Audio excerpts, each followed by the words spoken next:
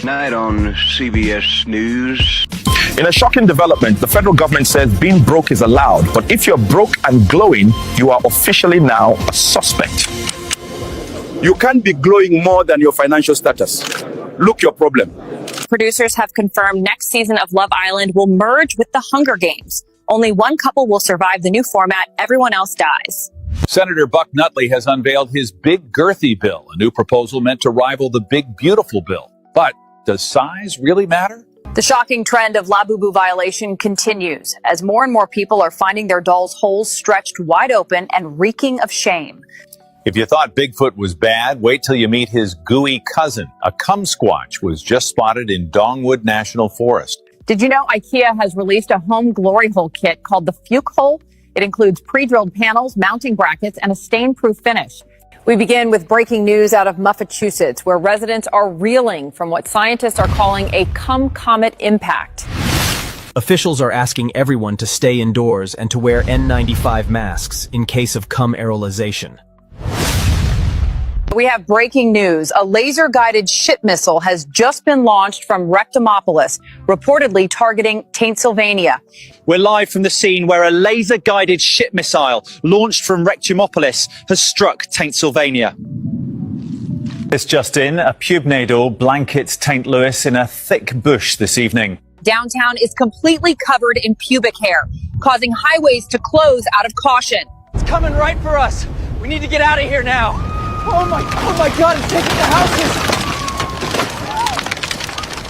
A massive gizzard has buried Kamlambus in 2 feet of donglode. Locals blame the lack of preparation on Mayor Linda P. Slurp. The city of Columbus is reeling today after an unprecedented event. What officials are calling a gizzard has left downtown streets. Customs officials at Orbital Port 69 have seized over 420 stolen jork blades, many still warm and dripping. A magnitude 6.9 queefquake rattled Clamlip Valley this morning, releasing a torrent of pussy farts. The children's reading session of This Little Piggy Got Pegged has been cancelled, with parents saying the book is too anatomically detailed for kids. Lawmakers remain deadlocked on the Big Beautiful bill, with some saying $10 billion more is needed for fleshlights and robo-cooters for dudes on dry spells. Los Angeles, because she served her fried chicken instead of a quinoa salad. Megan Mayonnaise went to the restaurant called The Last Supper, where she claimed she was flabbergasted that they would serve her fried chicken when she in fact ordered a quinoa salad. Ms. Mayonnaise said waitress Sharkeisha Trinity knowingly gave her fried chicken, although Ms. Mayonnaise pleaded that she didn't want to eat any urban food. We have Ms. Mayonnaise along with her attorney, Roger Bangher. Can you explain how you were feeling, Ms. Mayonnaise? I told Sharkeisha Trinity 300 times, let me speak with your manager. And she just kept twerking, sticking her tongue out and laughing at me. We have exclusive CCTV footage from the restaurant of Miss Mayonnaise and Sharkeisha's fried chicken confrontation. Miss Mayonnaise is suing Sharkeisha Trinity for everything she got, which is 3 deadbeat fathers and $100 in unpaid child support. We need your $80,000 down payment now. Can I do 6 child support checks, 1 EBT card, 10 Section 8 credits, and 2 Medicaid payments? We take it all. Welcome back to White News Network. I'm your host, Kimberly Kumquat. Today, the BFI released documents that claim no special files exist from that one famous island. Wink, wink. BFI director said, quote unquote, although you've seen plenty of known people at that island, no American people, you were just seeing shit. The BFI office also released perfectly edited 24-hour surveillance footage of that jail cell where the main guy in charge was being held. At this point, these guys are playing in our face. Most of you are too blind to see it. Welcome back, folks, to the White News Network. I'm your host, Tom Blandley, and tonight a white woman is leaving her husband after trying a YN. HOA President Skylar White told WNN she is filing for divorce because, quote unquote, after trying a YN, you never go back. Her husband, Kevin White, owner of Proud Boys Country Club, says he is devastated by the news and that it is, quote unquote, total malarkey. The divorce hearing is set for July 13th at Cornbread District Family Court. If Mrs. White wins, she will be entitled to half of his shit that she never worked for. Next up, rock star Roger Bangher has already impregnated 3 women on his Fuckfest tour. But first, a word from our sponsor. Want to do some totally unnecessary shit like mountain jump with a fly suit on? Then head over to whitepeopleshit.com. Whitepeopleshit.com. Swim with sharks. It's a blast. Make memories that last. Whitepeopleshit.com. What the fuck you want? Hi, ma'am. You've been drafted. Yeah, fucking right, bitch. I ain't ever opening the damn door for no white person ever again.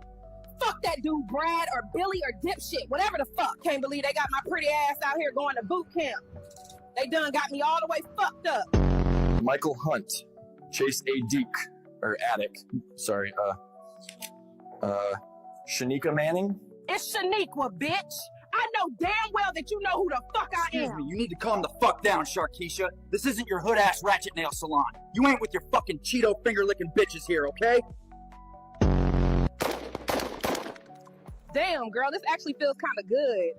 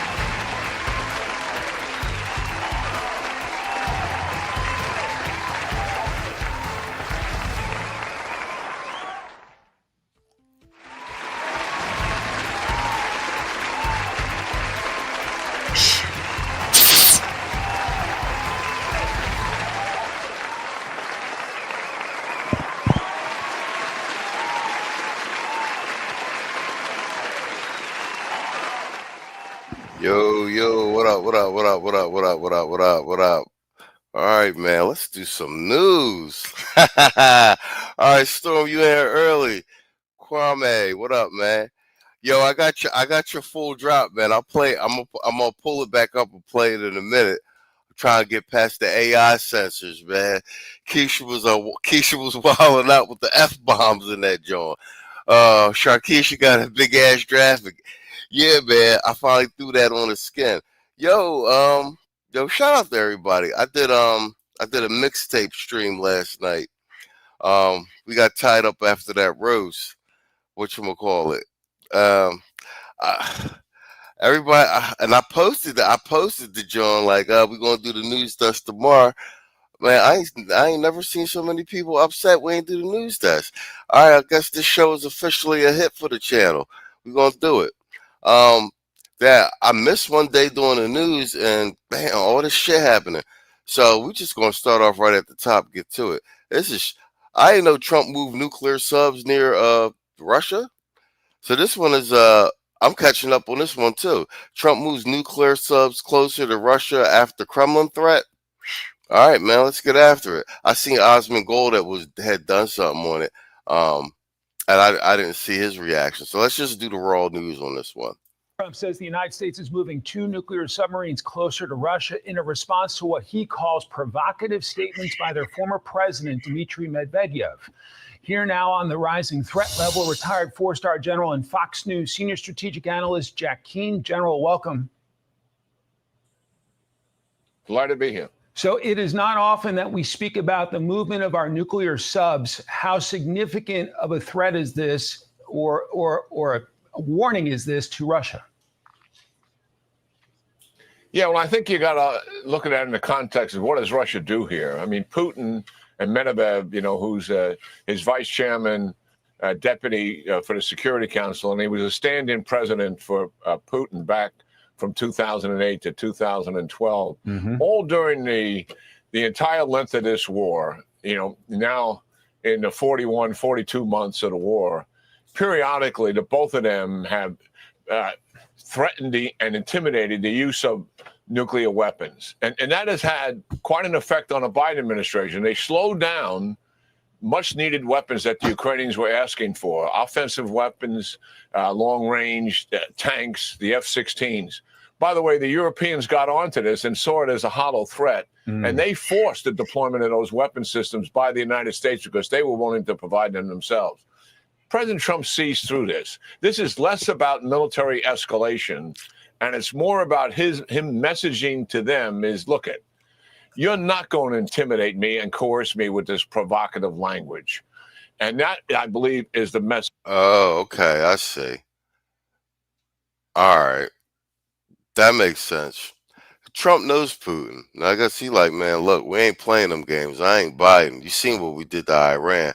We're not trying to get into no nuclear war. But if you're talking big guns, here goes some big guns right by Russia. Okay, let's see what we talking about. Here. And certainly his actions also speak louder than words. One is moving submarines. Two, he's made a decision to decisively assist Ukraine in providing arms to them. And in a few days, he's threatened the use of some pretty high tariffs and also some sanctions on them. So that's the messaging by the president here. I am not President Joe Biden. You're not going to intimidate me. It's not going to undermine what I believe is the right thing to do here. That is the message. Do you expect that show of force will lower tensions between the U.S. and Russia? No.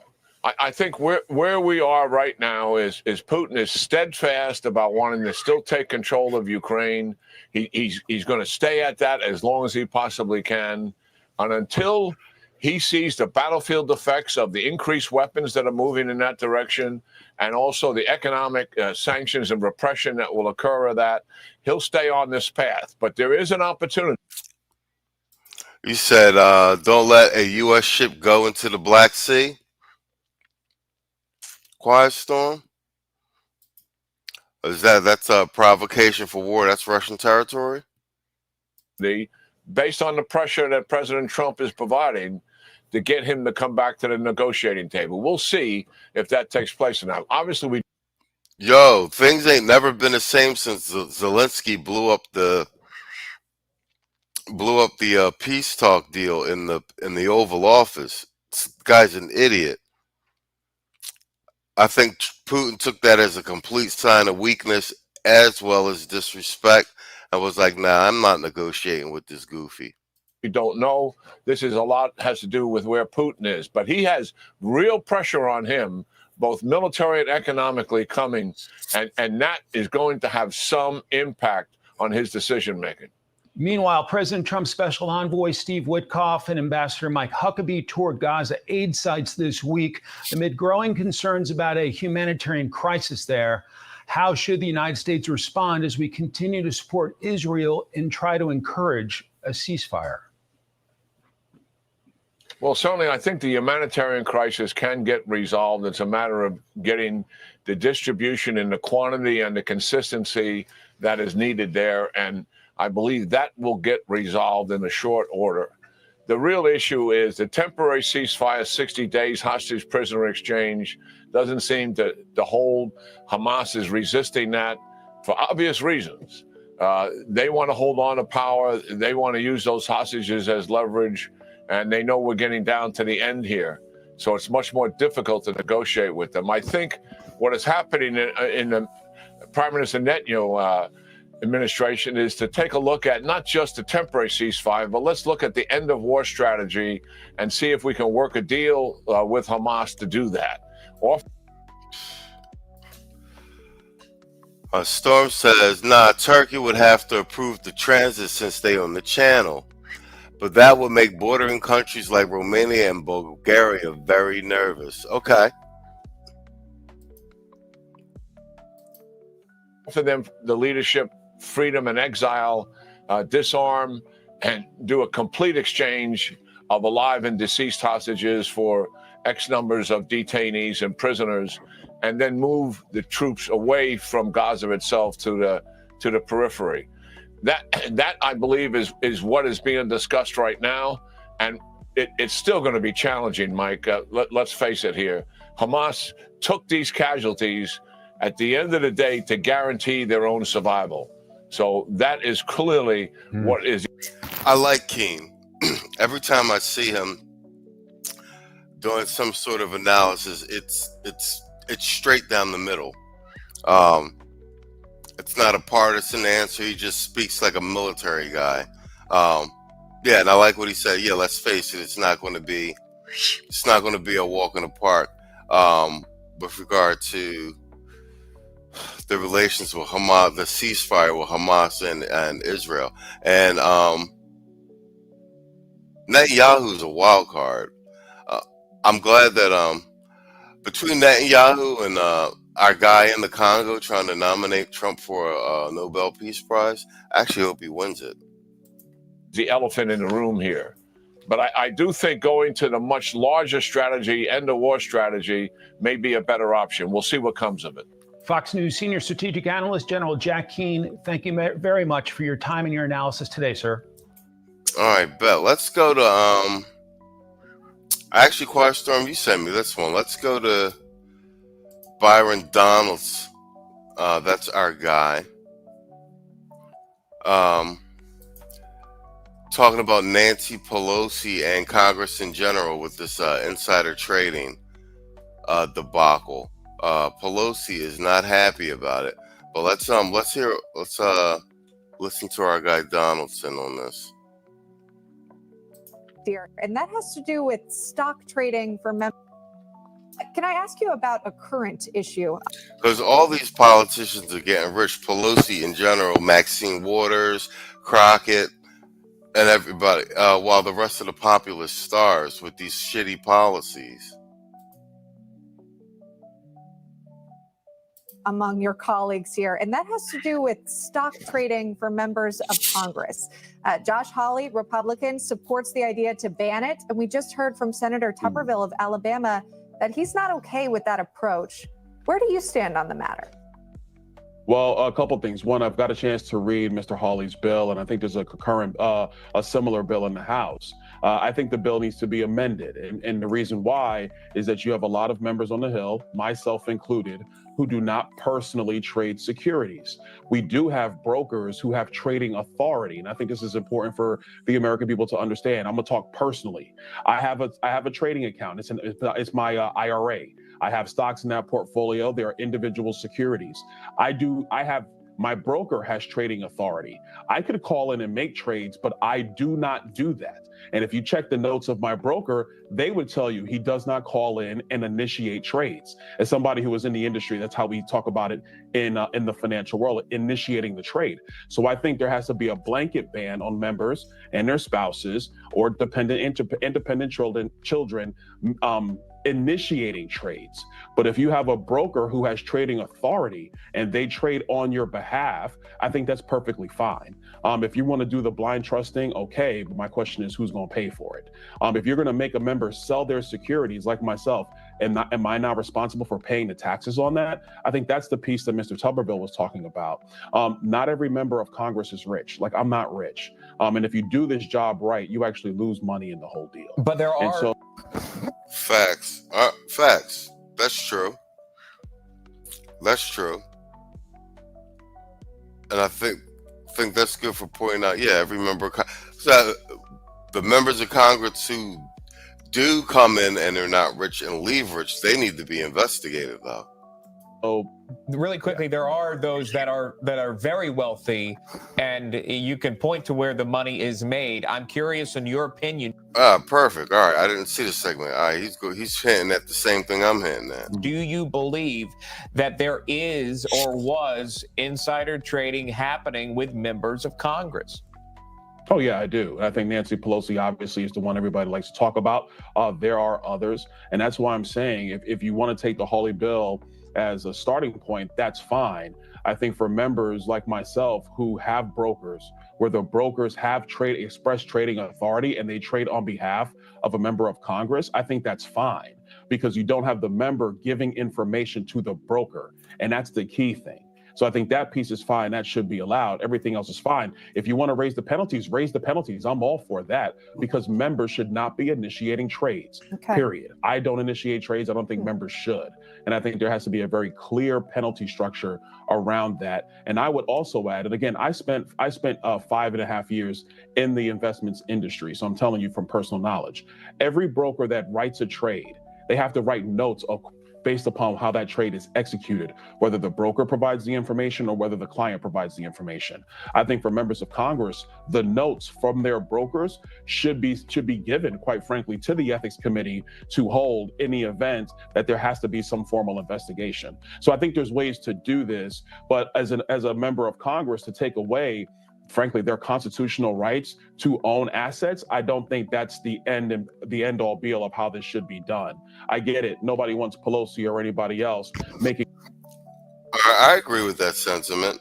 If there's a firewall between the broker and the actual member of Congress, and that no members of the family of the congressman, what have you, can make any trades, that makes sense. And then that is true too. I don't see why, if you're in Congress, you should be forced to sell your securities, because who's, like you said, who's going to pay the taxes on those?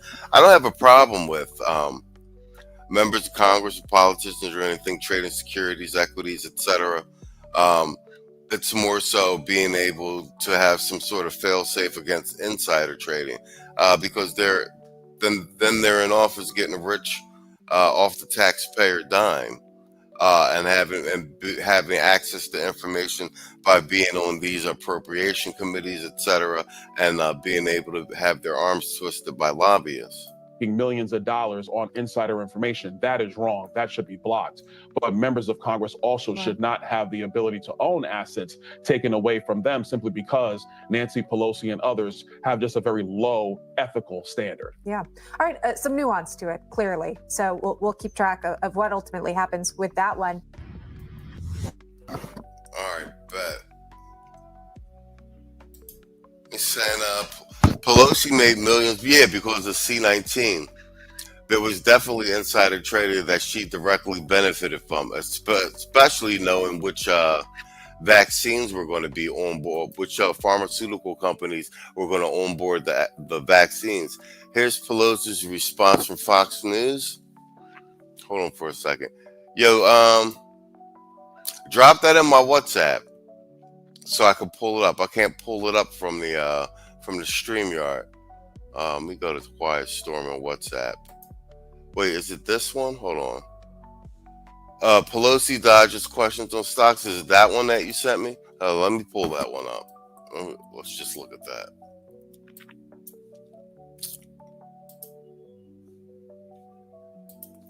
Hold on for a second. Let me share the screen.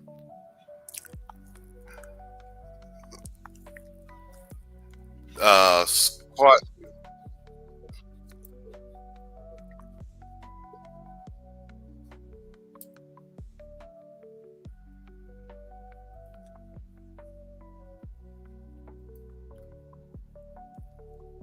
Also, California Congresswoman about that. She joins us live. Gilmany, good morning. That might have even happened on National Report, Sean and Emma. Think about how many years we've been talking about this. You know, for years, this has had this idea of banning congressional lawmakers from trading stocks. That has had broad bipartisan support, but somehow it's never really gotten across the finish line. And that's because lawmakers can't really agree on who it should apply to. But we did see some movement on Wednesday when it came to the Senate committee that voted 8-7 to advance the legislation that would ban lawmakers, presidents, and vice presidents from trading stocks. I'll write it and we'll do it live. Against it, including the panel's chair, Senator Rand Paul. The only Republican to support it was its author, Senator Josh Hawley. Insider trading has always been illegal. It was further made illegal under more scrutiny under the Stock Act. And I think this is a solution looking for publicity, but not necessarily something that is really an accurate or effective tool. If it were, it would apply to President Trump. The information that members of Congress are privy to is technically not covered by the insider trading laws, but nobody really believes that the information that we get isn't valuable. It is quite valuable.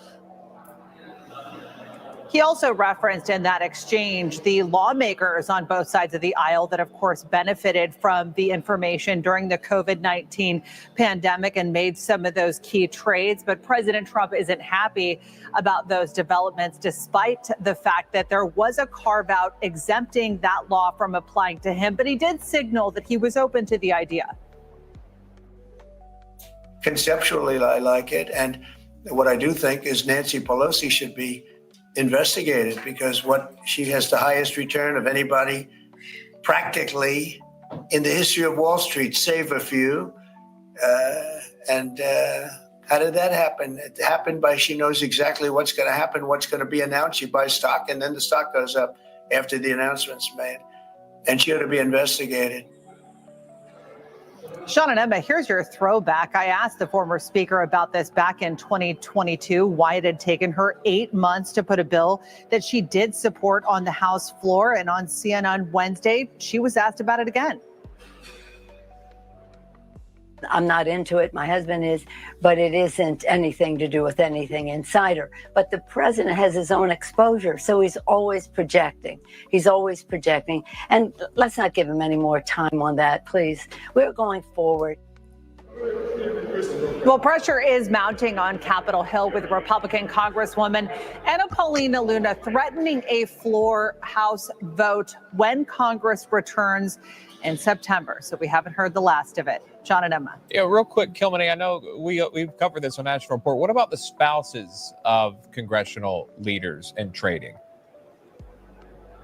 You know, this is certainly part of that legislation that was authored by Senator Josh Hawley. That original legislation exempted or actually applied to not only lawmakers, but their spouses. There's been a lot of talk about, putting assets into blind trusts. But ultimately, this changed quite a bit over the committee, with a lot of Republicans saying that it. Yeah, I like the idea that just putting the assets in blind trust. That's a good solution too. But equities and securities, yeah, there should be a several degrees of separation. Assets and blind trust is actually a good idea also. Should apply to presidents, others saying that the president should be exempt. So again, this goes back to who this legislation should apply to. And I should also note, in that panel vote, they stripped the name Pelosi out of that legislation in order to get Democrats on board, because they didn't like the name. And of course, Nancy Pelosi back in 2022 had told us that she believed that that legislation should apply to Supreme Court justices. So it sounds like they need a whole approach here of who this should apply to. But ultimately, there's always something, Sean and Emma, that lawmakers have an issue with. So we'll have to see how this develops. Well, you're relentless through it all. Asking questions. All right, bet. I got it right here. I got Quiet Storm sent it to me. Let's look at this. This is a follow-up on Pelosi. It's an article and a piece of the video, and I think it's the extended exchange between her and Tapper. Storm said Pelosi made $3.6 million in the stock market last month alone. She has over $133.6 million in stock market as of today. Yeah, and that's what Trump was saying, that she's outperformed even the best hedge funds on Wall Street. Yeah. She's no hedge fund manager. Let's put it that way.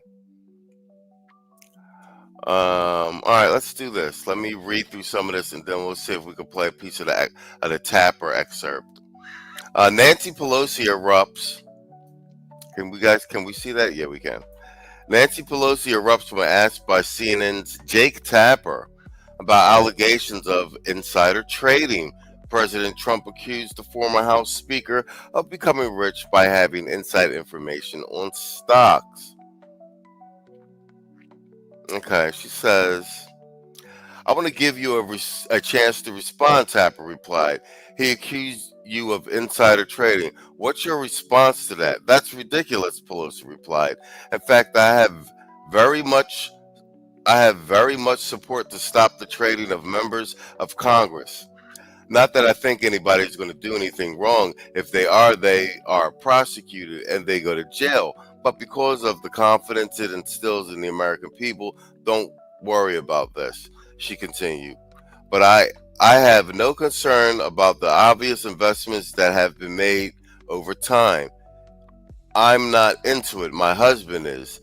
Yeah, that's okay. That's why they want to stop the spouses and people from trading. My husband is, but it isn't anything to do with anything insider. But the president has his own exposure, so he's always projecting. Let's see if this is the exchange between them.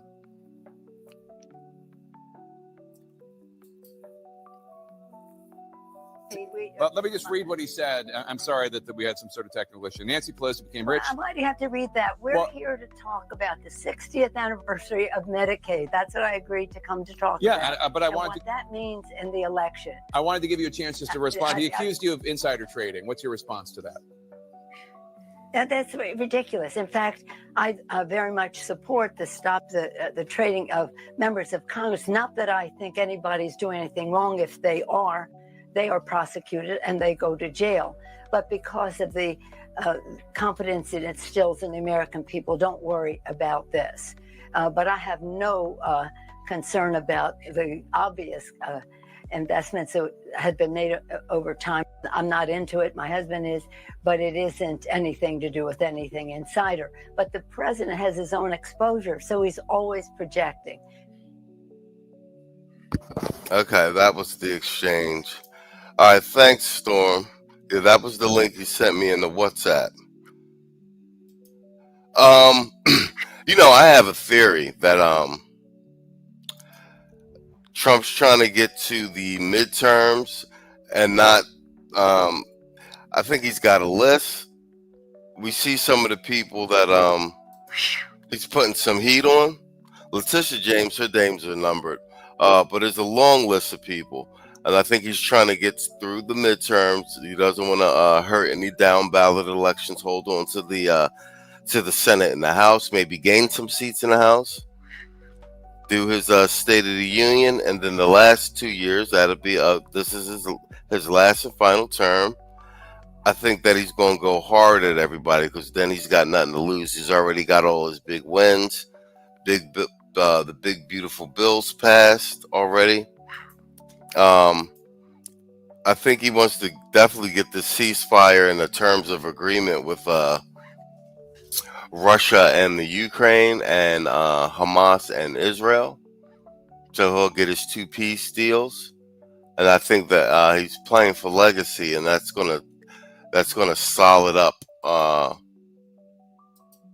his legacy as a president for his last term. Let's let's jump to everybody's favorite Democratic shill.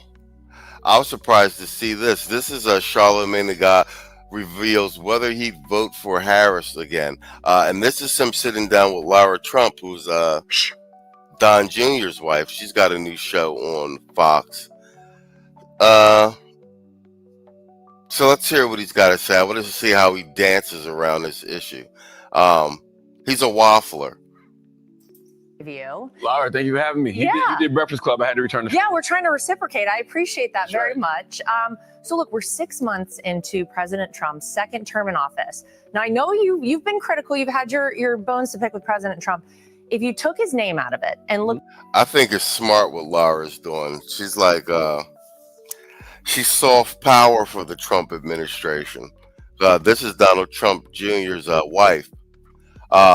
So I think her going onto the Breakfast Club and then in turn bringing Charlemagne onto the show. I haven't seen the segment. I think this is the Breakfast Club's demographic. So I think Trump saw his polling numbers. He sees that he's gaining leverage, and he's chipping away at the percentage margins with black voters, primarily men. So this is a soft power play to chip away further at the Democratic base and get a little bit more of the Black American vote, and primarily men.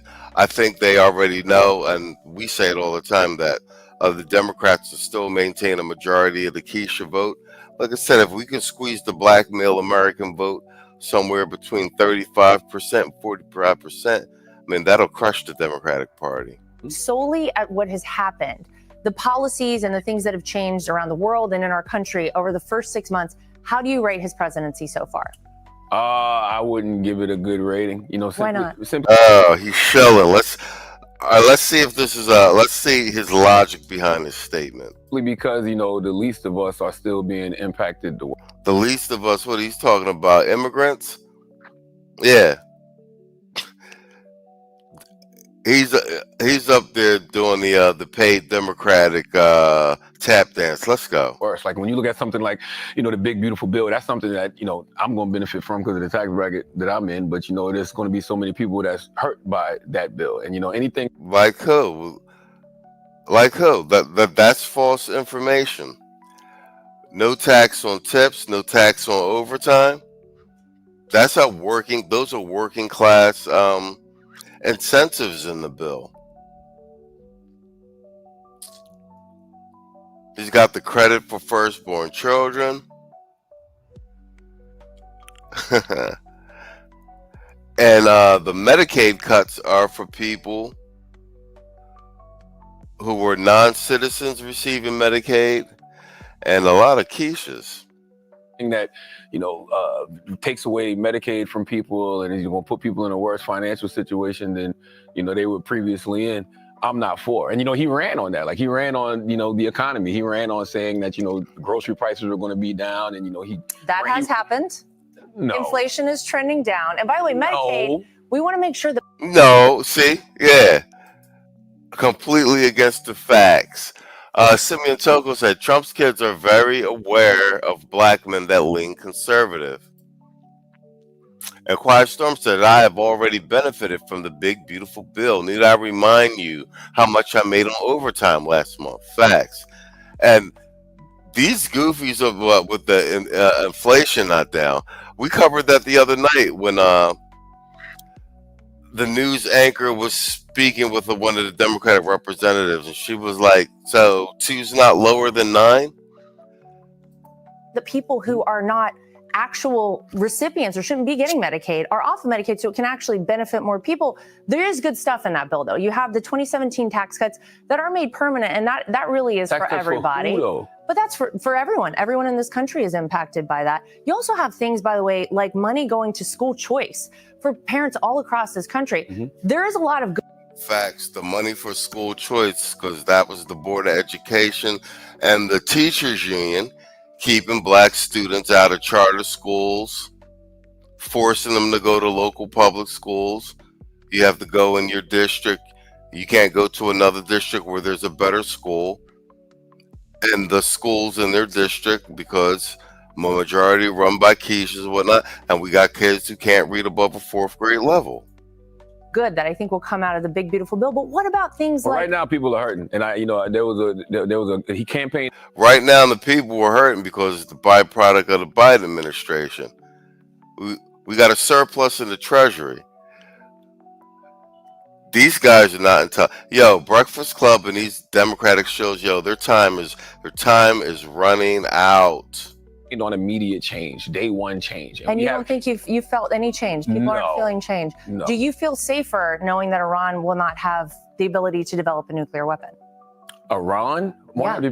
Sure. I feel safe if you're telling me that a country won't have the ability to build a nuclear weapon. Do you feel better knowing our borders closed? Yes. Okay, so absolutely. Yeah, that's what you see, that soft power. You see that? You see how she doesn't get flustered by the stupid Democratic talking points, and she's walking them down into a corner, but all sweet and charming and nice. It's the it's the white woman soft power. Don't get me wrong. There's certain things that I absolutely understood. Like as far as okay, here come the backpedal. Trump is smart, man. putting Laura out like this. And like I said, they sent her down to the Breakfast Club. That wasn't random. And then brought him on here, isolated him. And she gonna go toe to toe. But see how she's not being contentious, and she's just walking him in a circle. Okay, we at the 2-minute mark. We got 5 more minutes of this. This might be good. Border security, but I understood border security for different reasons. Like, people were complaining about the border because they felt like people were coming into, the country and, taking jobs away from people in certain areas and certain communities. And that is the conversation that I had been hearing, for the past year and a half prior to the election. I understand that, but I want to see the criminals and illegal immigrants, actually deported. Not well, that's people, happening. Not people who are here, trying to go through the process of being in this country legally. Like when you see people actually getting deported and getting detained, and they're actually trying to go through the process of being American citizens, that's not right. Well, we're allowing those people to leave. They actually get money to leave, and then they get to reapply to come back here the right way. So, but leave and go where? They go back to their home country, and then they what if they've never even been to that country? Well, they have been to that country. That's where they came here from. But let me ask you this. Hold on. Some of them haven't, though. A lot of them haven't. I don't know. I've seen a lot of cases. Once again, how is that our problem? I'm living in a foreign country now. This is what I'm saying about this whole the FBA thing aside, everything else. There is no other country in the world. We're American citizens. We can't go to any other country in the world and just show up and stay indefinitely. You're on a 3 to 6 month tourist visa. You know what I'm saying? We can't go to any other country in the world, get a home, get a land, get a job, any of that sort of thing. And without filling out the paperwork, jumping through the hoops, this, that, and the other. Mexico is right below us. For you to do any type of residency in Mexico, of all places, you got to show $10,000 something dollars. You need bank statements. You need all this. But their people from their country flood our country, no papers, living here for years, having families and houses. No, you can't. American citizens can't do that any place else in the world. So this argument is that everybody from all over the world could come to our country and just stay indefinitely and do whatever. And we're gonna and then you got goofies like this defending it. Makes no logical sense. The people getting deported. Well, someone to El Salvador who are from Venezuela, but those people have now been sent back to Venezuela. Let me ask you about how the Democrats have responded, though, in the first 6 months of this presidency. Yo, she's whooping his ass. See that soft power? Quiet Storm said being combative, just like Akeisha. Yeah, because he don't have an argument. How do you rate their response? Because it feels like to a lot of people watching, they don't really have an alternative. And it's a lot of, we hate this because Donald Trump is trying to do it. What do you think of how they've reacted? When you look at Democrats' approval rating in this country, when you look at Republicans' approval rating in this country, you see that Americans are just fed up with it all. Like, Democrats suck. We know that already, though. You know what I mean? So it's like, I knew that Trump would probably get in office again and fumble, but I also knew that Democrats wouldn't have the team put together properly to recover the ball. So what you're seeing right now. Facts. Simeon Togo says, and we certainly can't enter Mexico illegally and wait until we get legal status. Facts. And that's why that policy is send them back, and then they wait in Mexico until their paperwork is right, and then they get processed on this side. Why are they over here waiting to get processed? Like I said, I'm in a foreign country now. I know exactly when I have to leave. You know what I'm saying? And then when you overstay your time, even by a day, you get stopped at immigration or customs at the airport. You miss your flight. They make you fill out a bunch of paperwork and they fine you. Like, bruh, get these people up out of here, bro. Now, from just American people, is just a backlash to everything. People want something different. Well, when I was on your show back in, I think it was October of last year, you told me that you would have been happy to have voted for Kamala Harris as the nominee for the Democrat Party. I want to ask you, do you still feel that way? Do you think she was the best representative and the best person for the Democrats in their chance to have a president this term? Good question. Let's see if he gives the paid answer. Yes, I would have voted. I did vote for President Kamala Harris. But absolutely. Because, I mean, if you look right now, she's looking pretty good because a lot of the things that she said, No, she's not looking pretty good. She just dropped out of the fucking governor's race. Yo, he's paid. President Trump would do, he actually did. And, I did a segment on The Daily Show, after he became president. I was like, prove people wrong. Everything that everybody is saying about you, everything that they say you're going to. Facts. This is a simple process for every other country except America. And the argument that Charlemagne's making right now is ridiculous. Trump was voted in with a mandate from the American public, popular vote and electoral vote. He's doing everything he said he was going to do. They're doing that. The Democrats are doing that. Like, don't believe your eyes, don't believe your ears. Like, they're trying to do this magic hypnosis. Like, if they keep telling you something long enough for you to believe it. The only one, John said, I overstayed my visa, had to pay $40 while in Southeast Asia. Just saying, exactly. I got fined leaving Colombia. I overstayed my visa 2 days. To do. All you got to do is simply not do. But he did it anyway. Well, let me ask you. Not like he was listening to me. I'm just simply saying. He listens to everyone. He takes input from all around.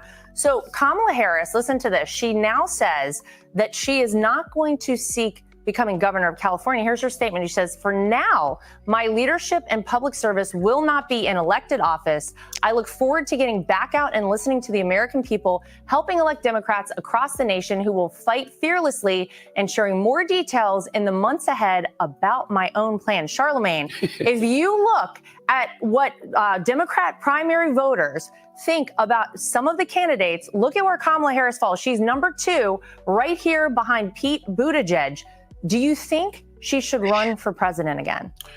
I mean, she can do whatever she wants. I don't personally know if I would run for president if I was her. And if she does, she has to get a real connection with the people. I think that's something that she's always been missing. If you look at from 2020 to now, whenever you see her, it always seems like it's transactional. So we just contradicted what he just said. This is what I'm saying, man. I mean, he's on the Democrat side of things, but we need to get these goofy black men off of the camera talking politics. Kevin Samuels was saying about protecting the black man ethnic image. I think collectively, black men as a whole have done a very good job of that post his death. Especially in comparison with Keisha, our ethnic image is through the roof, and even globally now, because so many brothers are traveling with the Passport Bro movement. But we need serious men on camera talking about politics now. Serious black men who can hold a cogent argument, who can weigh the facts and the policies and can back up their political opinions about things with the actual on the ground real-time data and facts, and talk about policy that is beneficial to FBA black men as a whole. And I say FBA on purpose. And I've made this argument before. If you save the boys, you by default save the women. Actional, right? Like, she ran for president, so she was trying to get, people's attention for that. Then she became vice president. Then she became the actual nominee. People have never seen the VP just out having a conversation, doing what she says she wants to do right there, which is just being of. Yeah, good point, Simeon. He said Trump is doing the things the Dems oppose. That doesn't mean he fumbled anything. And I'm of the opinion if the Democrats are upset about anything Trump's doing, then he's doing the right thing. It's the Seinfeld episode when George does the opposite of everything. Yeah. If the Democrats are mad about it, then he must be doing something right. Yo, she looks like the Joker, bro. Cesar Romero.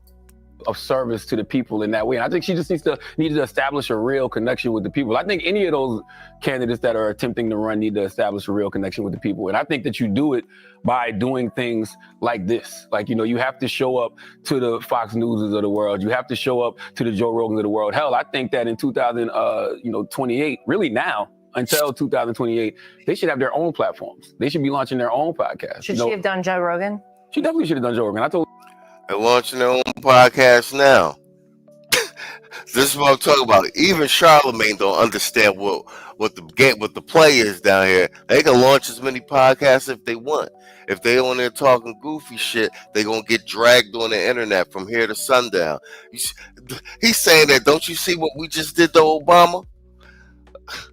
Let's see what Obama looked like when he peeped his little head out from under the rock next time. You see how we just dragged Obama? Yeah, make all the podcasts they want. They keep coming out talking this goofiness, but they're going to get their heads handed to them. With that personally, but more importantly, I think now they should be launching their own podcast. Mm-hmm. I got to give people like Gavin Newsom props. I got to give people like Nikki Haley props, even though I don't like Gavin Newsom's podcast. But the fact he has established his own platform, the fact people like Nikki Haley have established their own platform, that is how you're going to connect with people moving forward. Well, I was going to ask you, what advice would you overall give Democrats? Sounds like for potential presidential nominees, you'd say they need to connect more with people. What overall advice would you give the party? You got to throw the old regime completely under the bus. Whoever is going to be leading the party moving forward, whoever says that they're going to be the face of the party moving forward, you got to be willing to throw that old regime we just saw under the bus. I read Jake Tapper's The Original Sin. Right. So when a lie of that magnitude is told, and not just a lie that, we all read about, a lie that we saw with our own ears and heard with our own eyes. Yeah. And then, President Biden dropped out, when it was way too late. Once again, Charlemagne, he wasn't talking that when Biden was in and running. He was backing the play 100% about his cognitive decline. These goofies gotta go, man. And someone had said something in the chat. The last news desk about Byron Donalds, about him being a tether and his stance on reparations. I agree, but to Byron Donalds' credit, all that aside, when it comes down to just arguing a policy standpoint, etc., and the talking points, not many people can mess with him. We've seen him go toe-to-toe with these mainstream media anchors and hand them their heads. And that's more so what I'm saying. Even if you were a Democrat, if you were just up there and arguing making a cogent argument or an opposing policy argument, that'd be fine if it was a logical argument and you weren't gaslighting half of the time you're making your argument. Like when you see that happen, you got to be willing to throw that old regime completely under the bus and say, hey, I am presenting something totally new. Hey, Sean Hannity here. Hey, click here. Spot on, Simeon. She's not resisting him. She's allowing him to speak his dumb shite. Exactly. That's what I was saying, the soft power. I didn't see that segment. I had, in its entirety. I saw a couple minutes of it. I think that's intentional. Her going to, from the Trump administration, her going down to making her appearance on the Breakfast Club and then inviting him back there. I think that interview, I think even that segment we just saw, that's not really so much for them to argue against Democratic madness and talking points, or even just to, to have Charlemagne on the show. That's not the audience. The audience is black voters, primarily black men voters. And I think it's a smart play, and to Simeon's point, a good display of soft power, like her playing a position of, okay, you're going to say this. I'm not going to be overly aggressive with regard to arguing your point back and forth. I'll make these countering points and then say, hey, what do you say about that? Well done. And Simeon said, I'm not tossing Byron over one issue facts. Our argument position over here with regard to debate in general. It's the Pareto. We use a Pareto distribution, and that's with regard to other content creators in the space or people we have opposing views. If we agree with 80% of what you profess or what you're saying with regard to your argument, we can sort the other 20% out at a later date. You know what I'm saying? We don't throw the baby out with the bathwater. Quiet Storm says, still can't super chat from my laptop. Got to use the other one. A lot of weird stuff been happening with our channel lately, man. A lot of weird stuff. Oh, here we go. But we got one that came through. He said, I normally tip the GJ, but tonight we're tipping the news anchor. Salute to you, sir. Hit me with Keisha going to boot camp. I got you. Hold on. I'm going to load it up because that's a long John. Let me load it up for you. But in the meantime, you can have... A massive gizzard has buried Kamlambus in 2 feet of dong load. Locals blame the lack of preparation on Mayor Linda P. Slurp. The city of Columbus is reeling today after an unprecedented event. What officials are calling a gizzard has left downtown streets All right, but here you go, man. Keisha goes to boot camp. You back. What the fuck you want? Hi, ma'am. You've been drafted. Yeah, fucking right, bitch. I ain't ever opening the damn door for no white person ever again. Fuck that dude, Brad or Billy or dipshit, whatever the fuck. Can't believe they got my pretty ass out here going to boot camp. They done got me all the way fucked up. Michael Hunt, Chase Shanika Manning. It's Shaniqua, bitch. I know damn well that you know who the fuck I Excuse am. me, you need to calm the fuck down, Sharkeisha. This isn't your hood-ass ratchet nail salon. You ain't with your fucking Cheeto finger-licking bitches here, okay? Damn, girl, this actually feels kind of good. Niggas gay, niggas gay, niggas gay, niggas gay, niggas gay. Hey, Shaniqua, I know we got off on the wrong foot, so we got you this new Nissan Altima to crash into the enemy with. Brad ain't no fucking way. That's all mine? Fuck these motherfuckers. I'm getting the hell out of here. I need me some fried chicken, a new weave, and some nails. I ain't got no time to be saving the world and shit.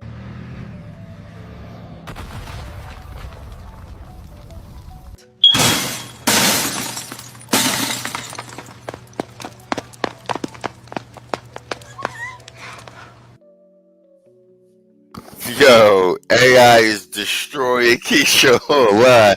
Yo, Rex Sigma dropped in. He said he watched her for work. Yo, good to see you, Sigma. Man. We got more pricey games coming up in the second half of the show. Don't go away, folks. We got more pricey games coming up in the second half of the show. Don't go away, folks. We got more pricey games coming up. And Simeon Togo with the $2 super chat. He said Keisha would never make it through boot camp. Yo, that's a whole damn fact, though. Man, fuck all you hoes. Fuck you and your mammy and your granny too. Man, fuck all you hoes. I'm sick of this shit. Fuck all you hoes. Man, fuck all you. Don't give a damn, bitch, what you wanna do. Man, fuck all you hoes. All right, bet. Let's do this. All right. From last I heard that their release, Trump had ordered Pam Bondi to release as much of the Epstein files as legally possible, and I heard that there's a list with 100 names coming out. So this one is Trump speaks about the Epstein files and talks about the Diddy pardon. So let's see what this is about.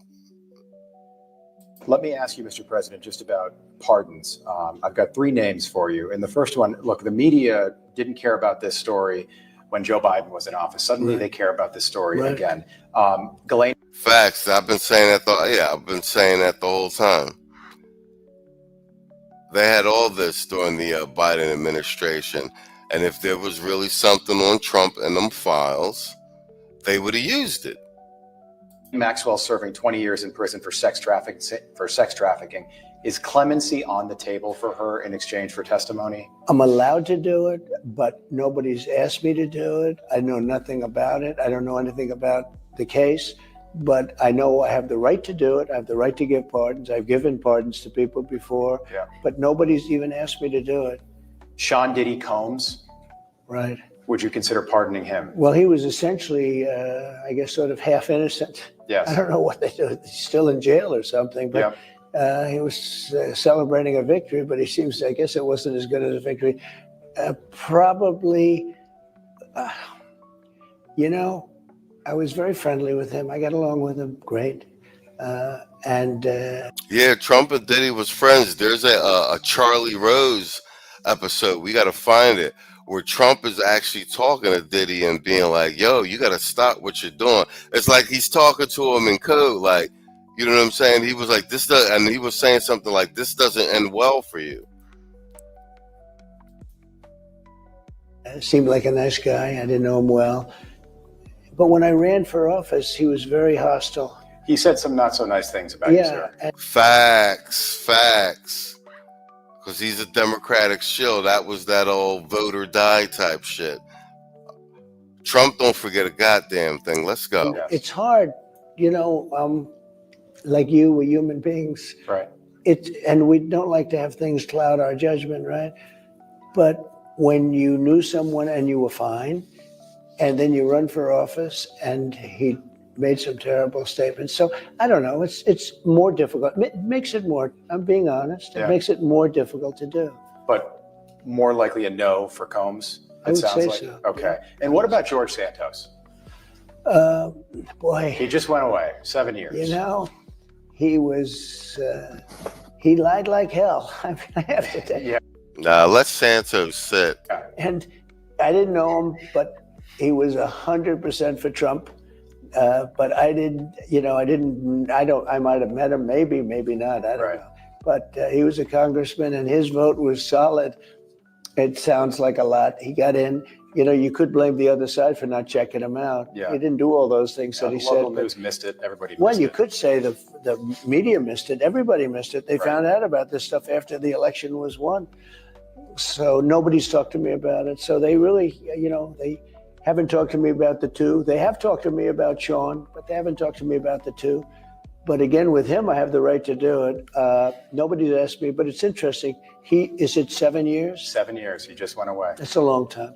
Your deputy attorney general sat down with Ghislaine Maxwell for 9 hours. I'm just wondering when the American people get to hear what she said during that interview. Well, I don't know because I haven't spoken about it, but he's a very talented. That's a good question. Is this Newsmax? Yeah, Newsmax be doing good journalism. Simeon Togo said they tried to delete Trump twice. Of course they would have released damning Epstein info on Trump if it was there. Yeah, that's the same argument that I made. And more importantly, all of the Epstein case file information was in the New York FBI field office. That's Letitia James' stomping ground and Alvin Bragg. So if there was something on Trump in those files, it's right there in New York where Bragg and Letitia is. Letitia tried to end up getting him on an accounting ledger line item. That's all they could come up with. And these trumped up civil cases. So if they could have got him on something criminal, they would have done so. The New York FBI field office is right there. They all work for the feds. Like, that's a no-brainer. Talented guy, Todd Blanche, and a very straight shooter. Yeah. And I think he probably wanted to know, just to get a feeling of it. because we'd like to release everything, but we don't want people to get hurt that shouldn't be hurt. Yeah. And I would assume that was why he was there. I want to release everything. I just don't want people to get hurt. You can't have people associated. First of all, the files were run by some very bad people and very sick people like Comey and Lisa, the whole group, all those people in that office. They ran those files for 4 years. And if they were going to use the files, they would have used it before my election. Because unless That's what we just stupid, said. which to a certain extent they are stupid. You're saying they would have released the information. Well, they had the before files. They election. control the files. Yes. I didn't control the files. They control the files for 4 years. So if they had Yo, that's what I said, bro. We're not rocket scientists. This is just like common sense. We've been saying, Simeon just said it. I've been saying it for like the last 2 weeks when this Epstein thing came up. Storm says every news media outlet I go on, I see release the Epstein files in the comments. The world is full of hypocrites. It's sad. It's also full of bots. If you look on our community tab, I've posted a couple of your like meme report cards of Trump that you've sent me, Quiet Storm, and then like if you look in the if you look in the comment section, it's always like, oh yeah, all those accomplishments, but what about the Epstein files? Yo, so I think it's a combination of bots and rabid liberals. Machismo TV Network Eagles, yeah, Common Sense 101. Like this stuff isn't rocket science, bro. That's why I put this poll in the comments. Because this is a form of citizens journalism every day.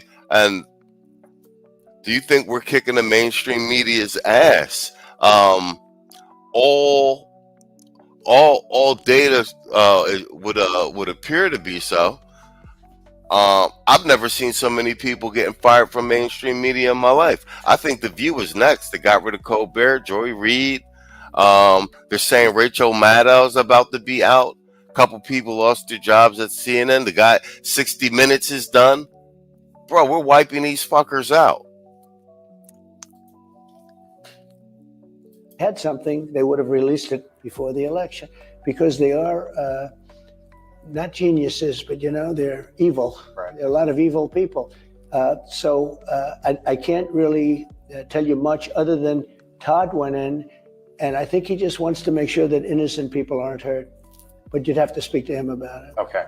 I want to ask you about the situation with Russia, Mr. President. Sure. You have tried for the last 6 months to end this debacle in Ukraine. It's now in calendar year number 4. Today, just moments ago on Truth Social, you announced that you ordered 2 nuclear submarines to undisclosed locations because of something provocative.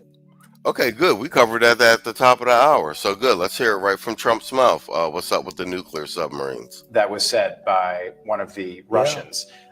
Can you tell us how concerned you are about a possible escalation right now? Well, a former president of Russia, who's now in charge of one of the most important councils, Medvedev, said some things that were very bad, talking about nuclear. And when you mention the word nuclear, I say, my eyes light up and I say, we better be careful, because it's the ultimate threat. He shouldn't have said it. He's got a fresh mouth. He said things in the past too. And so we always want to be ready. And so I have sent to the region 2 nuclear submarines. I just want to make sure that his words are only words and nothing more than that. And they're closer to Russia, I assume? They're closer to Russia. Yeah, they're closer to Russia. It's a terrible situation going on over there. This last, since the beginning of the year, they've lost 20,000 Russians in this ridiculous war. They've lost 8,000 Ukrainians soldiers. Then they've also lost people in cities and towns a lot, but not nearly numbers like that, because missiles are being shot into Kiev and other places.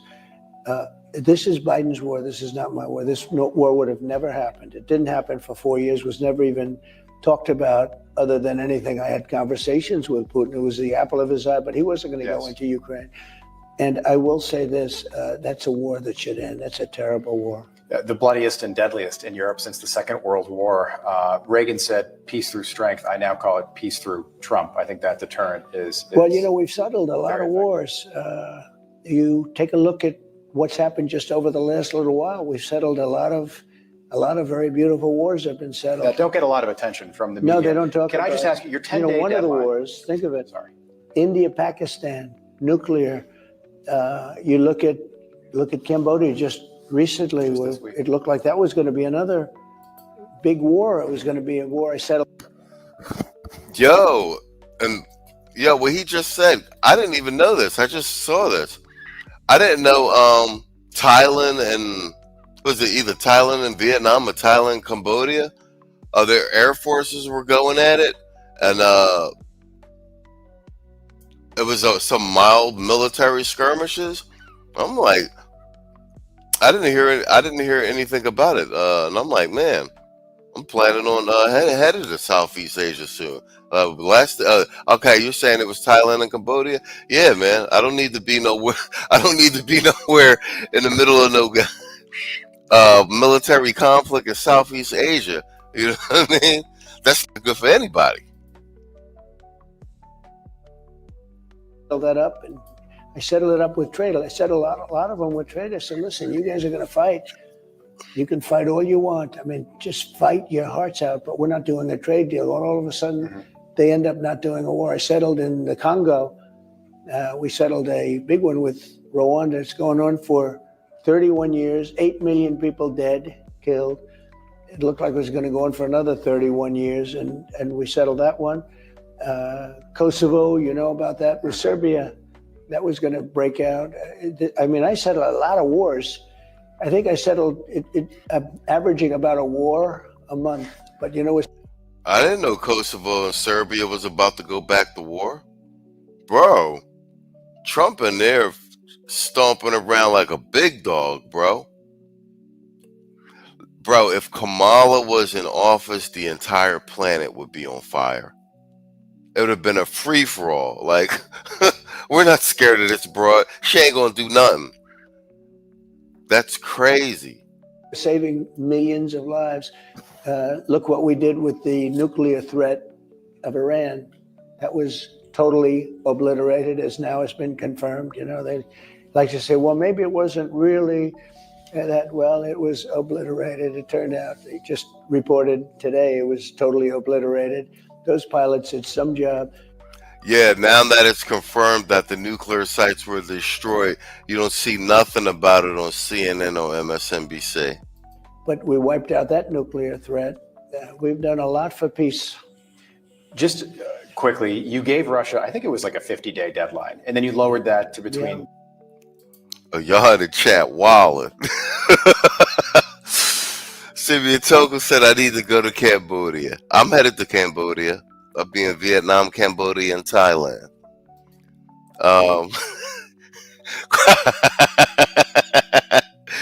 Quiet storm. I said I heard the breast milk is delicious.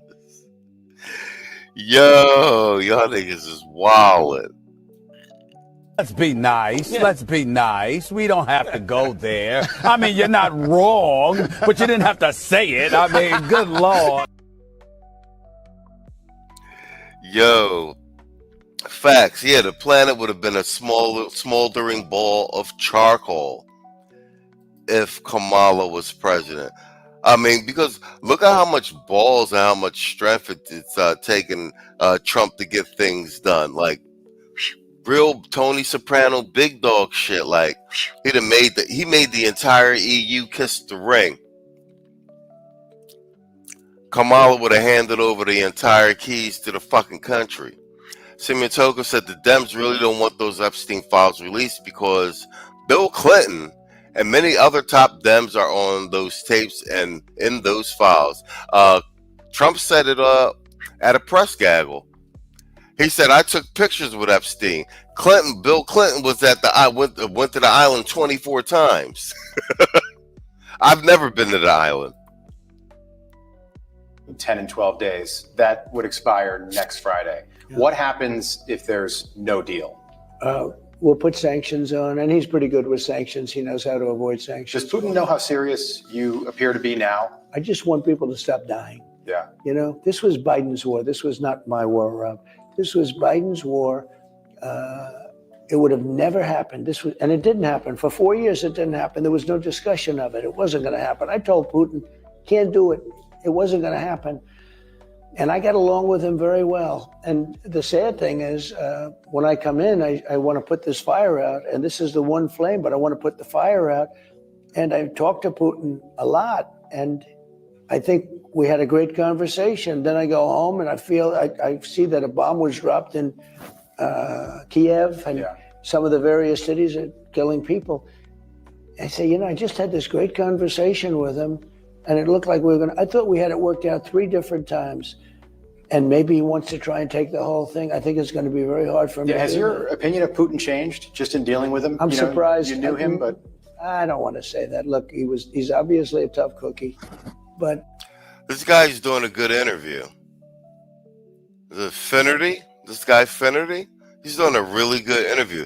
Like I said, you see how it's not a combat. Like when Trump does these interviews with CNN, MSNBC, it's an interrogation, and it's an interrogation couched in a preconceived premise. So they end up not even being good interviews. Trump doesn't get to actually. When you're a journalist, you're trying to create a conversation. You want to ask the hard questions. You don't want them to wiggle out, but you're trying to pull information out from the other person, and it's for the general public. That's the whole point of these interviews and such.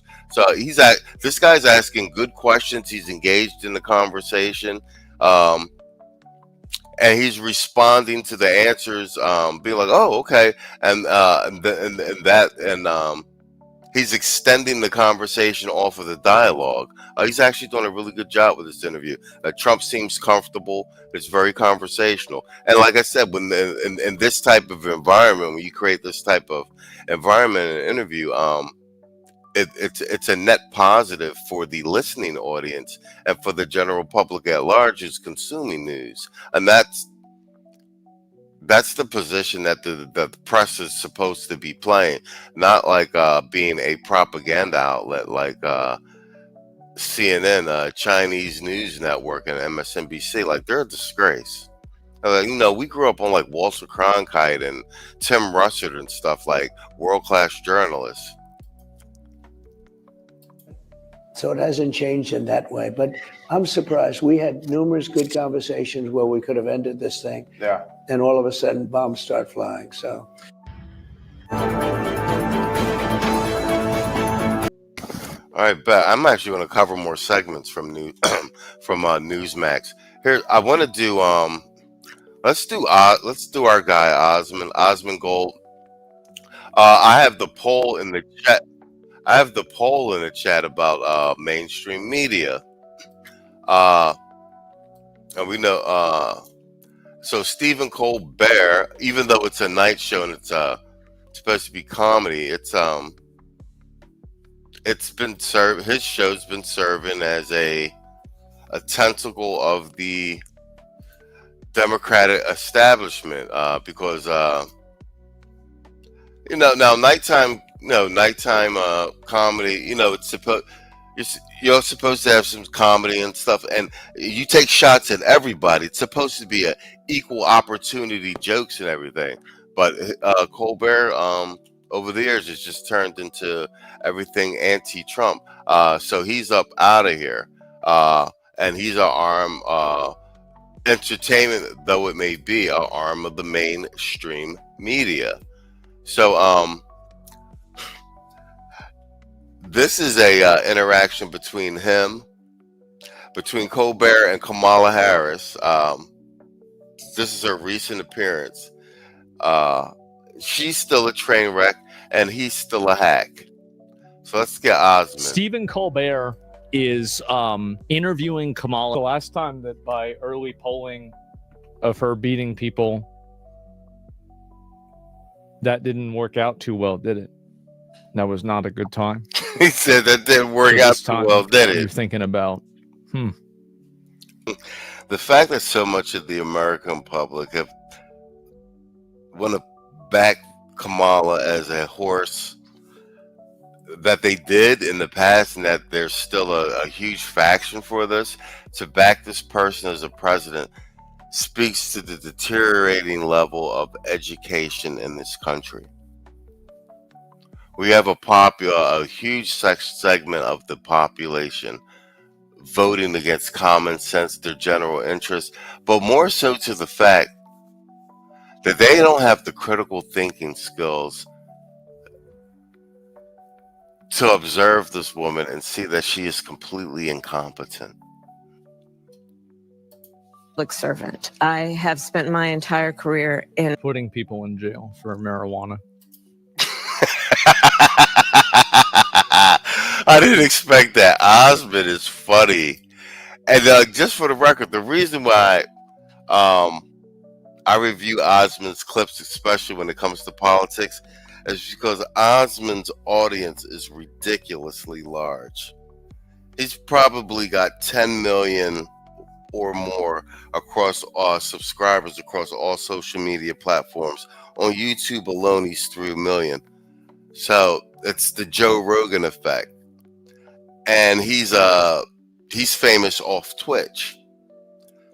And the Twitch audience is the 18 to 25s, that young audience. So the fact that he covers politics, that's his audience. If you look at his numbers on YouTube, every time he drops a video, it's nothing less than 100,000 views. Like, it's crazy. So we see the polls and the numbers saying that men are trending conservative at record rates, well over 50%, and it's the younger men, men 18 through 25, that demographic. So he services that demographic. So I cover this to see, with his commentary, to see how much it aligns with talking points that we have over here. And just in terms of general ideology, perceptions of policy, there'll be some diversions, as it were. Nonetheless, it's a strong indicator of us having our finger on the pulse of where everything. Yeah, Osmond puts out 5 videos a day, and they do somewhere between 500,000 to 1 million views. Ridiculous numbers. So that means that audience, his audience, which is the Twitch audience, the 18 to 25 and up, because news like this tends to get 45 age demographic, 45 to 65. So he's got the full gambit. And what I'm saying is, if this line of thinking is being consumed on a daily basis to that larger audience, that's an indication in terms of trend line, the direction that the country's going to go politically. You see what I'm saying? So there's a method to the madness. Good job. Thank you, Osmond. Thank you. Thank you. Thank you for your service. Inside the system, and the system hasn't changed. Congratulations. Recently, I made the decision that for now, I don't want to go back in the system. I think it's. Well, I think we agree on that. You don't want to go back in the system. The thing is that she got embarrassed. The thing is that here's a good example. You ever seen like a hot girl, but she's not even really that attractive? It's just because she's next to her friends that look like the orcs in the siege on Minas Tirith in Return of the King, Lord of the Rings. But like whenever you just see the girl individually, it doesn't really look that way. Yeah, right. So yeah, we all seen this, right? Cheerleader effect. Yeah, sure. And so I think that people thought Kamala Harris was like smart because they were comparing her to Joe Biden.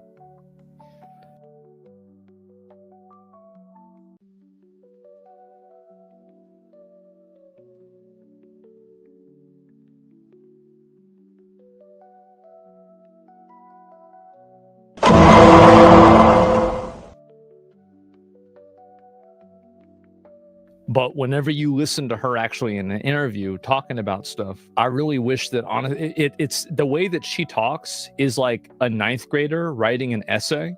trying to meet a word count. Let's be nice. Yeah, Let's that's be the way she nice. talks. We don't have to go there. I mean, you're not wrong, but you didn't have to say it. I mean, good Lord. It's broken. I think there's so much. Wait, I mean, what did there's she say? A ninth grader writing an essay?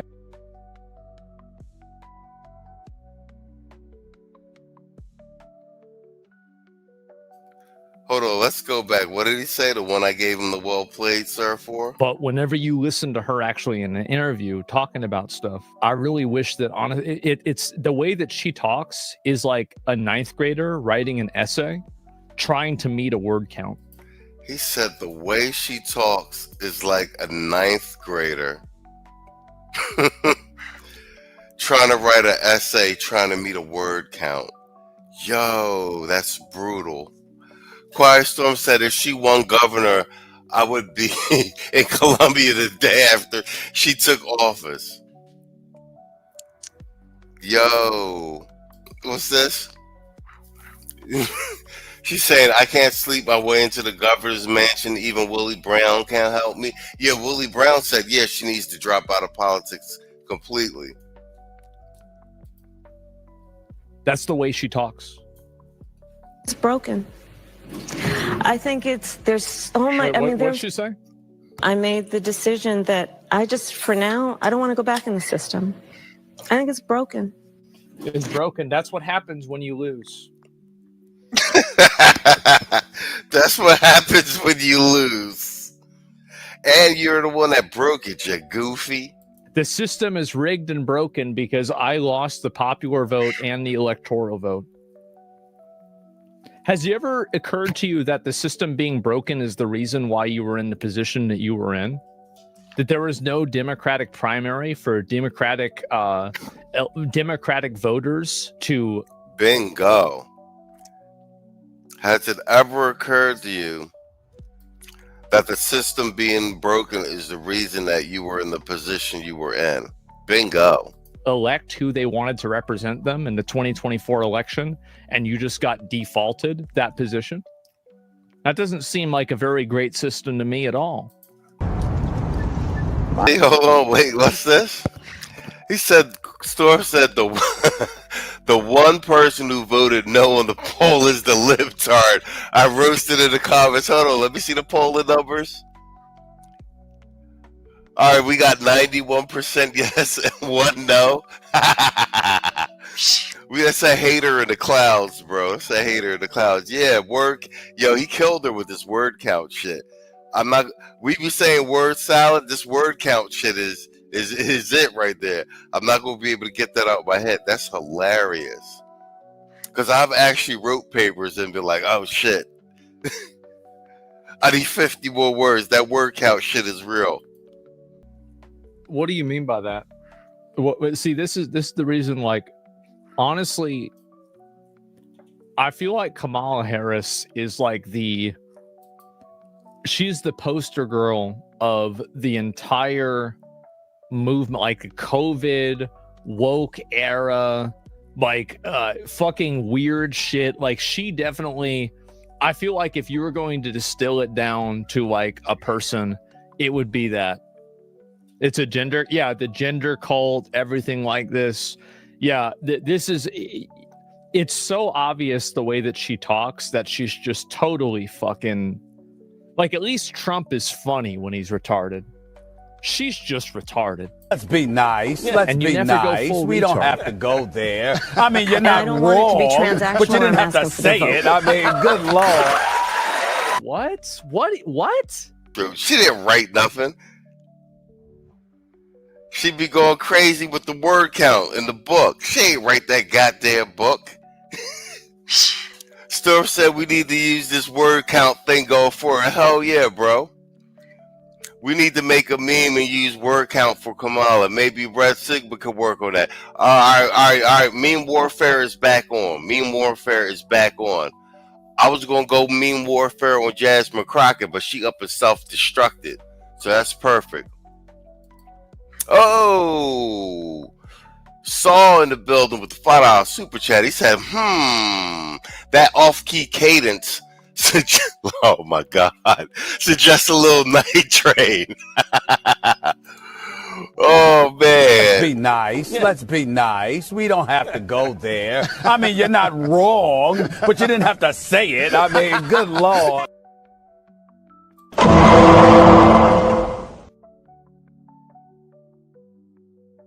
Oh. Man, fuck all you hoes. Fuck you and your mammy and your granny too. Fuck all you hoes. I'm sick of this shit. Fuck all you hoes. Don't give a damn, bitch, what you wanna do. Fuck all you hoes. All right. He said it might be a little booger sugar. Oh yeah, I mean, bro, she was Yo, Hunter was in the White House. They was in there getting busy. They was in there getting busy in the White House, bro. That's all I'm saying.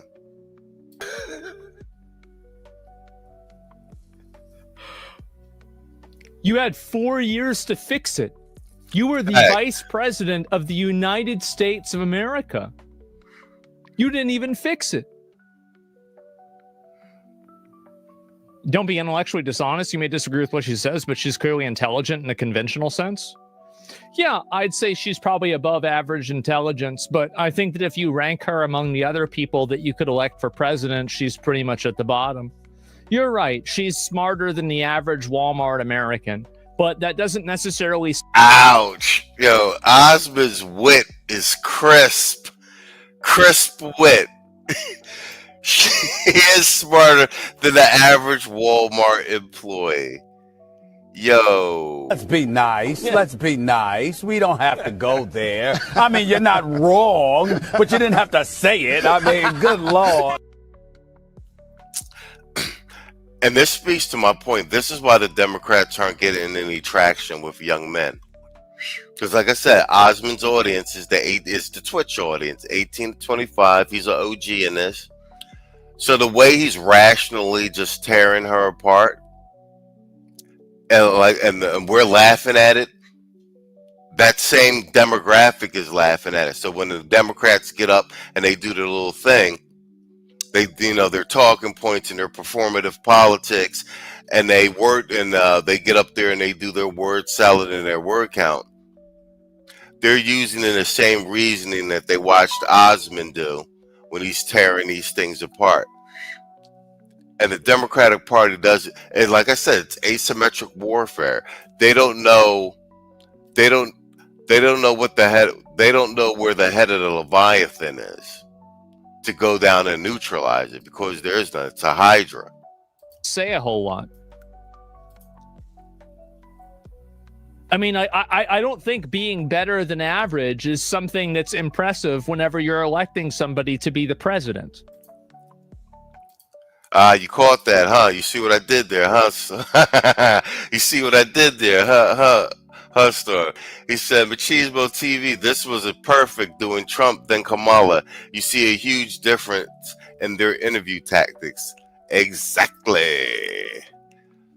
Trump got questions like Putin and Ukraine and stays pinpoint on topic.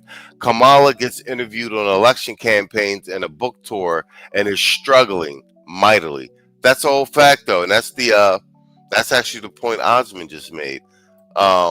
She's arguably intelligent compared to the average person, but in the realm with all these heavy hitters, she's at the bottom of the pool. And I would listen, man.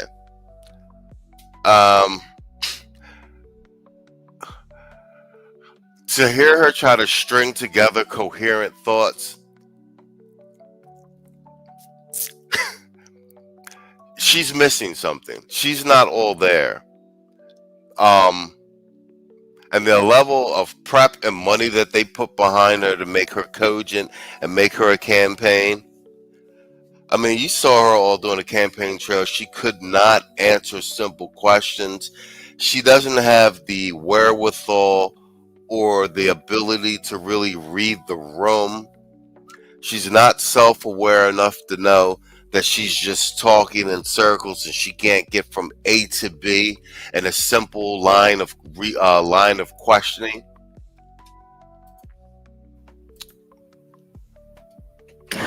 Well, but it's also evident. Heroin. I mean, it's evident. What about it is broken?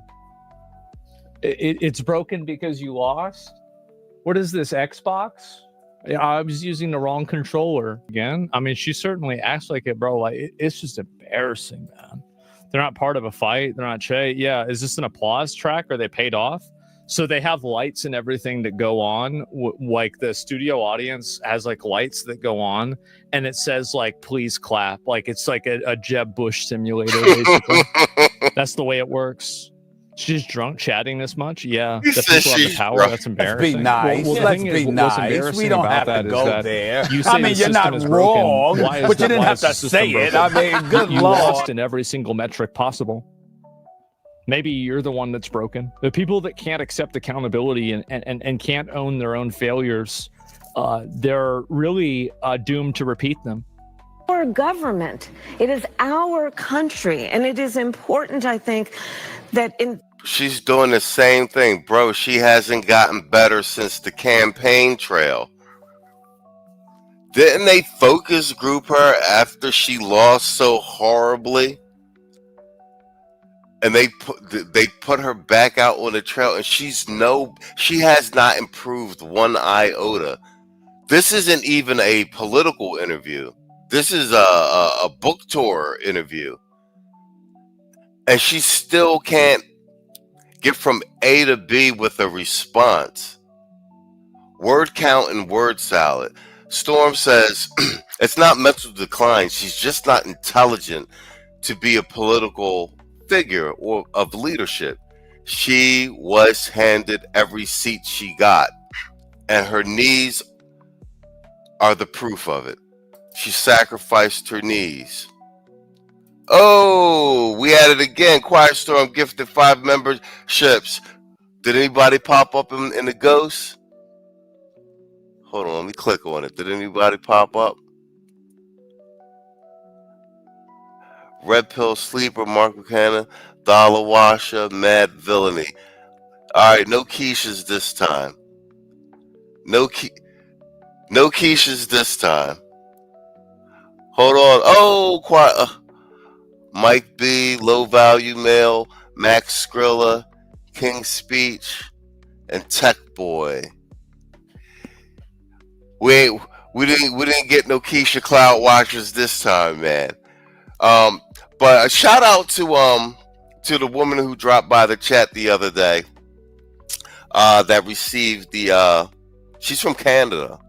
That received the membership from Quiet Storm, because she's been commenting on posts, and she did drop a super thanks. So I told her to swing by and drop us a super chat. So hold on, Quiet Storm gifting the $5.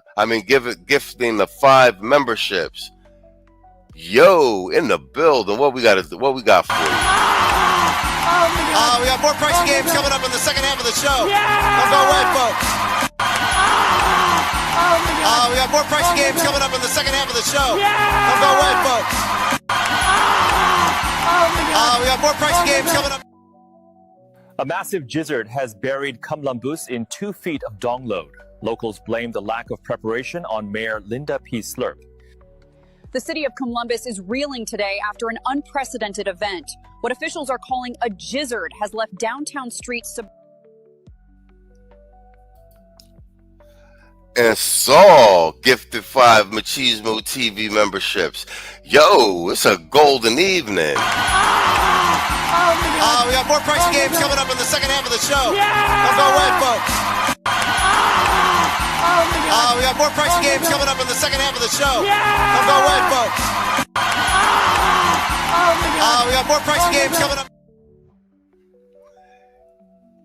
Wait, and we give you 1 extra more. Where we at? Where's it at? Where's Q? Man, stream y'all be moving my shit around, bro. Riker, my good fortune is your good fortune. I don't need your fantasy women. Oh, you're so stolid. You weren't like that before the beard. Very well.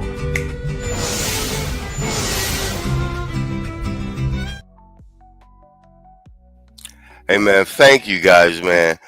You said I need that user simp drop. I can get it from Tito. All right, I'll email Tito about that, John, so I get the user simp drop. Let me see. Yeah, Storm says, okay, Keisha's got the memo. No Keisha's lurking tonight. Nah, it looked like all dudes got the memberships tonight. If you guys, because sometimes you get a membership because you're subscribed and you're not actually watching. So any guys that are actually cloud watching, drop in the chat and give Saul and Quiet Storm a thank you for the memberships, bro. We're in friggin' business. Hold on, let's play a little bit more of this. We're at the 1 hour 46 minute mark. All right, we're not gonna make by the numbers tonight, but I do have a couple by the numbers segments. Rest segment, y'all want the buck dancing drop? All right, I'm gonna reload it, man. I'm gonna reload it onto I'm gonna reload it because I had to clean up my drops because I had to add all these AI Keisha drops. They done took over my whole drop panel. Yeah, we're gonna bring that back. I'm gonna load it up for tomorrow night for the Sunday show. Let's play a little bit more of this Kamala crashing out. Yeah, because Umar is tripping now. Yeah, the only Umar joint I got. Do I got an Umar drop on here? The only Umar joint I think I got is this one. Brothers and sisters, give me your grit money, give me your weave money, give me your perm money, your Jordan money, your Alizé money, your 40-ounce money. We need the money, brothers and sisters. How about you hit the Cash App? Brothers and sisters. Simp alert, simp alert, simp alert, simp alert, simp alert, simp alert. Simp alert, simp alert, simp alert, simp alert, simp alert.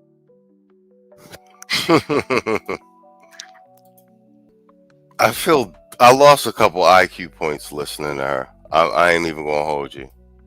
She's a fucking moron. All right, we're gonna play this last segment. Quiet Storm sent me this one, and this is actually a good one and good news.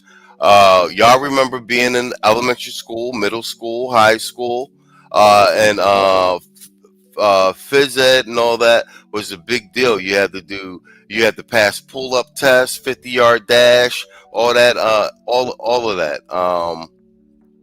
So Trump is bringing back the segment is time to turn these low T boys into men. Trump's bringing back mandatory fitness standards. Because remember, you had to pass them joints for you to pass phys ed. Do you know what I'm saying? You could actually, back in the day, you could have actually been academically good and passed all your joints, but if you didn't pass phys ed, you still couldn't like go to the next grade. Remember that? That was like elementary school, middle school, and they'd be like, "Yo, you ain't passed because you ain't passed phys." That used to be the joke. Like, bro, how you fail phys ed, bro? How you fail phys ed? All right, Bess, let's go. President Trump signing an executive order, like as we speak, to reinstitute the presidential fitness test because America has a real problem. The order that I'll sign today in a few moments directs the council to develop strategies to improve America's physical fitness and renew the American spirit. Let me just tell you how it's crazy that he got Triple H standing next to him. That's crazy, bro. Excellence, competitiveness, and sportsmanship. To that end, I'm pleased to announce that we're officially restoring the presidential fitness test and the Presidential Fitness Award, and it's going to be a very big thing. This was a wonderful tradition, and we're bringing it back. In 1980, not a single state had an obesity rate above 20%. Today, not a single state has an obesity rate below 20%. Look, I rail about this all the time. We have become a low-T, overweight, soft version of ourselves, and it all starts with our fitness habits. Did you know that 77% of young Americans are not eligible for military service because they can't pass the basic fitness standards and the basic fitness requirements? And this is after the Biden administration lowered the fitness standards because they had an abysmal recruiting problem at the time. And it all starts with our youth, with good habits. The presidential fitness test was initiated by President Dwight D. Eisenhower, obviously a military general, in Yup. This used to be school, bro. This used to be phys ed. Then we played dodgeball and shit. You used to have to do pull-ups and push-ups.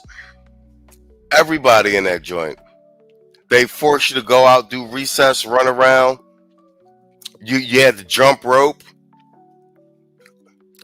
Simeon Togo. Email me your channel. You're on my ClickUp list of emails I got to send out this week. Yo, the channel done grown so much. I had to set up a ClickUp account to organize the channel and shit. I got so many things I need to get done. So I had to download a project management like software to manage the channel now. I got to, you know what I'm saying, with my to-do task and all that other shit. Yeah, email it to me because I got to send you an email about you and Red Sigma email about this about the lo-fi show, the lo-fi radio show. It's gonna be me, you, and Red Sigma. You know, with the content, Red Sigma with the beats and some of the images and stuff. Your joints are mine because we only got 3 episodes. I'm trying to do 25 episodes, so. You're on my email list for this week. Saul with the $5 super chat. He said, "Yo, remember how we was going to integrate those 1930s and 40s fitness announcements into the clip shows? Look at that. Timing is immaculate. We can clip up some of this Trump announcement for the physical fitness and pull up some of that B-roll and incorporate it into some of the clip shows." Yo, we are on a roll, man. We are on a roll. Saul with the $5 super chat. We got more pricey games coming up in the second half of the show. Don't go away, folks. We got more pricey games coming up in the second half of the show. Don't go away, folks. We got more pricey games coming up. In a shocking development, the federal government says being broke is allowed, but if you're broke and glowing, you are officially now a suspect. You can't be glowing more than your financial status. Look your problem. All right, bet. Okay, his channel's in my WhatsApp. All right, excellent. Thank you. Quiet Storm, man. Teamwork like a motherfucker. All right, guys, we at the 1 hour 54 minute mark. I'm gonna let a little bit more of this segment play, and then we're gonna make a hasty retreat to get out of here under the 2 hour mark. 1956 in response to concerns about physical fitness of American youth compared to Europe. Because there was a study commissioned in 1953 that found out that 58% of American children at that time failed a basic fitness test compared to only 8.7% of European children. Now, this study basically showed that we were falling behind our adversaries in fitness post-World War II and into the beginning of the Cold War, which was a problem, but it's not unlike today. This is the hard times create hard men create good times create soft men create hard times. That's that whole cycle. What so many people in society forget today, we have it so good here, they forget that somebody somewhere in a cave, probably barefoot, is training to kill you right now. And the question every single male should ask themselves every single morning should be, if you meet that person, can you kill them first? I have this conversation almost every morning in the gym. Someone walks, "Oh, you're training pretty hard. What are you training for?" It's really interesting in Greenwich, Connecticut. But the answer to that for most Americans is increasingly no, which is a real problem, which is what this president recognizes with this new initiative. It's absolutely a crisis because I don't think this generation honestly could. I mean, could you imagine asking a bunch of 20-year-olds right now to put down the tick-toke and storm the beaches of Normandy? No. And you probably won't be shocked by this. Fitness standards have been dwindling over time, but it really got bad under Barack Obama when he abolished Eisenhower's presidential fitness standard test and replaced it with an assessment called the Fitnessgram that is less about besting your classmates and more about improving individual health. Yo, the more that comes out about Obama, he did so much damage to this country. And with this, so he abolished the fitness shit. Obama made everybody fat, basically. Dude, Obama's presidency was a war on masculinity, man. The more I'm looking at it in retrospect. The ultimate Trojan horse, no pun intended. Health. How'd that turn out? Everybody's fat. But don't worry, we all got a trophy for it. This came at the same time Michelle Obama's disgusting vegetable diet in our school, too, that nobody ate. The bottom line is everything is a competition. Every other animal in nature is competing for life every single day. You have to compete against others for a job. Our sporting events, which are a competition, consume the most television eyeballs of any other industry. Every other nation in the world is competing against us, whether you like to admit it or not. The globalist push is a social construct to get America to stop competing while everybody else excels. Every great innovation in the history of ever was born and bred in competition, from the Bronze Age to the race to the atomic bomb, space race, rocket technology, speed, data. Everything is a race. And yet Barack Obama's brilliant plan for America and their fitness was to remove competition. Here's the problem. They removed competition because people didn't like getting last place and they were whining about it. So instead of saying, hey, work harder, be less fat, don't be last place, they said, oh, it's okay. We'll have no standards and there'll be no last places or any places at all. Yo, that's the verbiage. Obama began the trend of the softening of America. And is it ironic coming from a man who says that you need to have a gay mentor for your sons? Yeah, that's a wrap, guys. We're at the 1 hour, 58 minute mark. I want to thank you for supporting the stream coming out. We'll have the Sunday show tomorrow. You guys know what the drill is, and we'll be back with the news desk on Monday. I want to say good night and good luck. Sorry. Hey, where's Stewie? That's tomorrow, and that is it for us today. Okay, I don't know. Whatever it is, it's not right on the teleprompter. There it is. We are going to do Sting, yeah. There's no words there. To play us out. What does that mean, to play us out? To end the show? Yeah. All right, go. In 5, 4, 3. That's tomorrow, and that is it for us today, and we'll leave you with I can't do it. We'll do it live. Fuck it. Do it live. I'll write it, and we'll do it live. Fucking thing sucks. In 5, 4, 3. That's tomorrow, and that is it for us today. I'm Stewie Griffin. Thanks for watching. We'll leave you with Sting and a cut off his new album. Take it away.